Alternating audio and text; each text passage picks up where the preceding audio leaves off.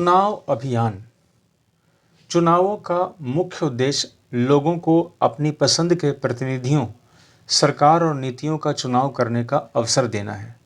इसलिए कौन प्रतिनिधि बेहतर है, कौन पार्टी अच्छी सरकार देगी या अच्छी नीति कौन सी है, इस बारे में स्वतंत्र और खुली चर्चा भी बहुत ज़रूरी है।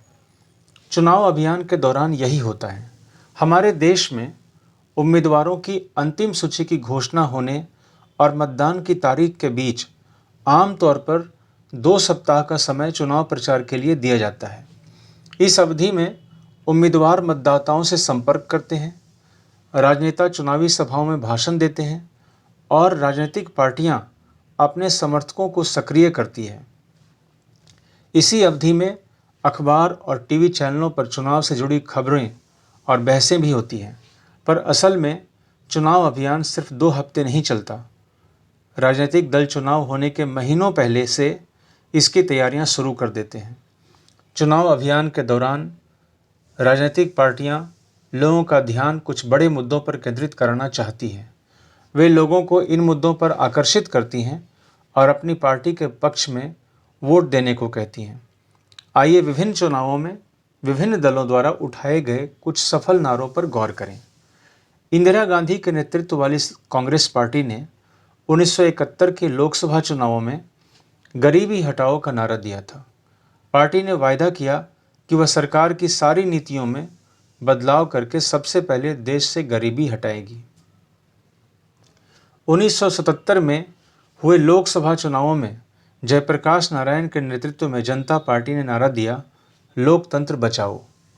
पार्टी ने आपातकाल के दौरान हुई ज्यादतियों को समाप्त करने और नागरिक आज़ादी को बहाल करने का वायदा किया।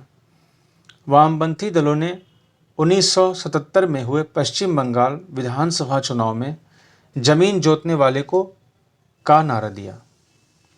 1983 के आंध्र प्रदेश के विधानसभा चुनाव में तेलुगु देशम पार्टी के नेता एनटी रामाराव ने तेलुगु स्वाभिमान का नारा दिया था। लोकतंत्र में राजनीतिक दलों और उम्मीदवारों को अपनी मर्जी के मुताबिक चुनाव प्रचार करने के लिए आज़ाद छोड़ देना ही सबसे अच्छा होता है। पर सभी दलों को उचित और समान अवसर मिले, इसके लिए कई बार कुछ दखल देना जरूरी होता है। चुनाव के कानूनों के अनुसार कोई भी उम्मीदवार या पार्टी वे सब काम नहीं कर सकती। मतदाता को प्रलोभन देना, घूस देना या धमकी देना, उनसे जाति या धर्म के नाम पर वोट मांगना, चुनाव अभियान में सरकारी संसाधनों का इस्तेमाल करना, लोकसभा चुनाव में एक निर्वाचन क्षेत्र में 25 लाख या विधानसभा चुनाव में 1 लाख रुपए से ज़्यादा खर्च करना। अगर वे इनमें से किसी भी मामले में दोषी पाए गए तो चुने जाने के बावजूद उनका चुनाव रद्द घोषित हो सकता है।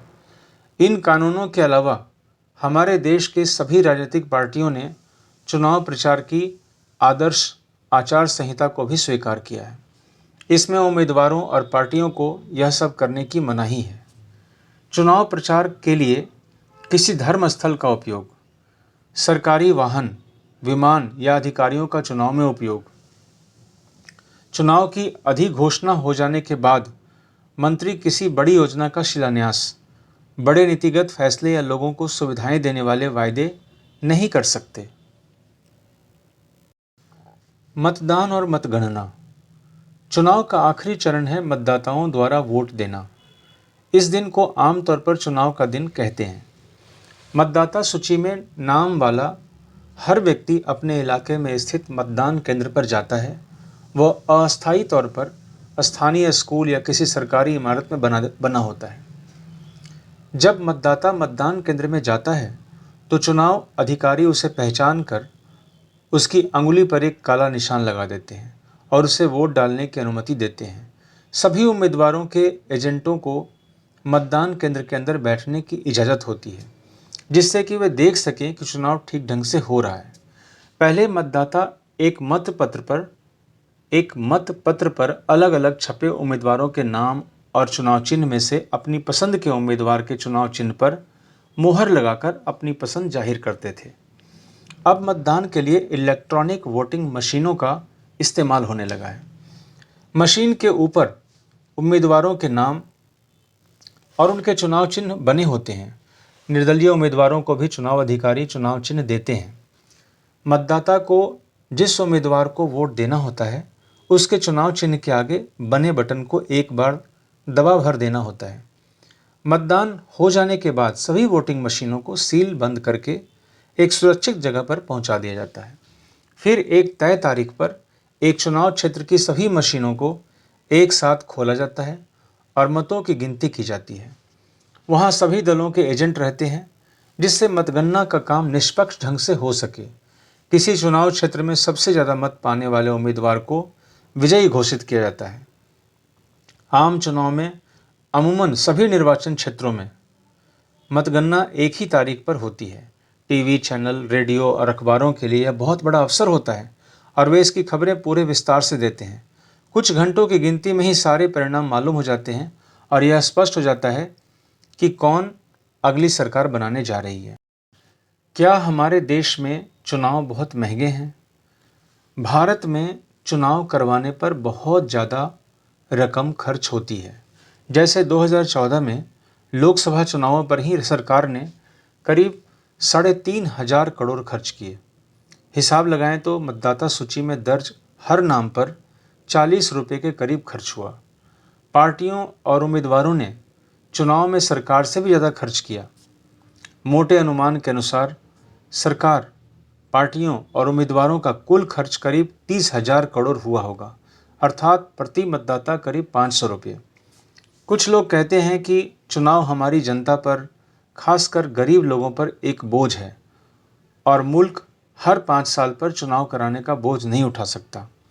आइए इस खर्च की तुलना कुछ अन्य खर्चों से करें। सन 2005 में सरकार ने फ्रांस से 6 परमाणु पनडुब्बियां खरीदने का फैसला किया। प्रत्येक पनडुब्बी की कीमत करीब 3,000 करोड़ है। दिल्ली में सन 2010 में राष्ट्रमंडल खेलों का आयोजन हुआ। अनुमानतः इस पर 20,000 करोड़ रुपए से भी ज़्यादा खर्च हुए। तो क्या चुनाव को महंगा माना जा सकता है? इस विषय पर अपनी राय बताएं, अपनी राय बनाएं और कक्षा में चर्चा करें।